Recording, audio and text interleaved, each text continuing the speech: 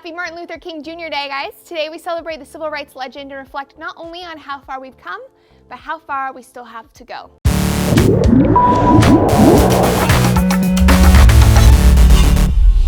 Hey everyone, I'm Laci Green, and today I've got a special DNews report for you for Martin Luther King Jr. Day. When Dr. King was alive and kicking before a white man assassinated him, racism was open. It was unapologetic, it was overt and violent. White supremacy and hate groups flourished, protected by the law. Segregationist policies plagued every aspect of daily life. With the help of the civil rights movement, it slowly became less acceptable for white Americans to openly express racist ideas and attitudes or to use racial slurs. Racial violence finally became punishable by law, and now, today, the US even has its first black president. These advances have led some people, mostly my fellow white people, to believe that racism is over, and we can all celebrate now and hold hands. Kumbaya, baby! But the reality is, Obama's election is not a post-racial era signal, and racism is far from over. I was shocked when last year the Secret Service revealed that when Obama took office, assassination threats increased by 400% the usual amount, making Obama the most threatened president in history. With the barrage of racist and violent cartoons that hit the press when he was elected, it doesn't take a rocket scientist to figure out what's going on. Numerous formal studies continue to affirm the aggressive persistence of racism. Back in 1939, a famous study dubbed the doll test was conducted.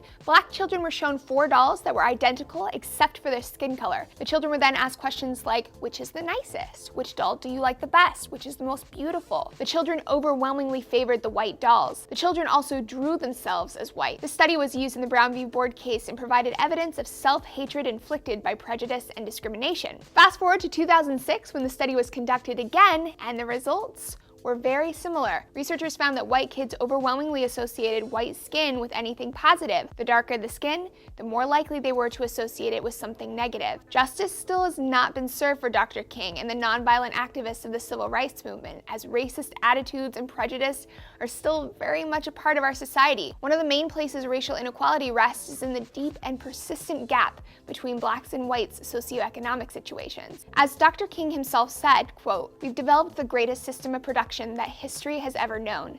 We've become the richest nation in the world.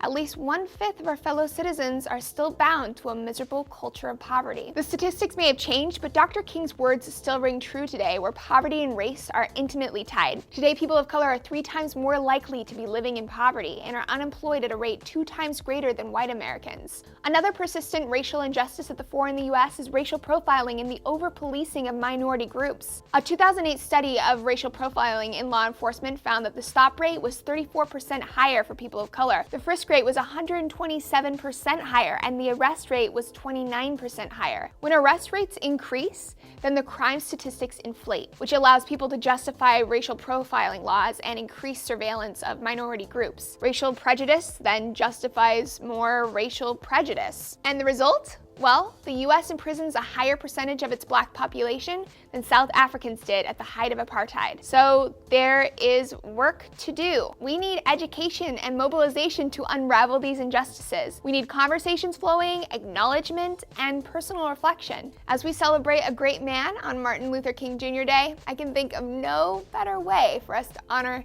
his legacy than to do just that. I'm Laci Green. Thanks for tuning in to DNews, guys. We'll be back tomorrow with some more science updates.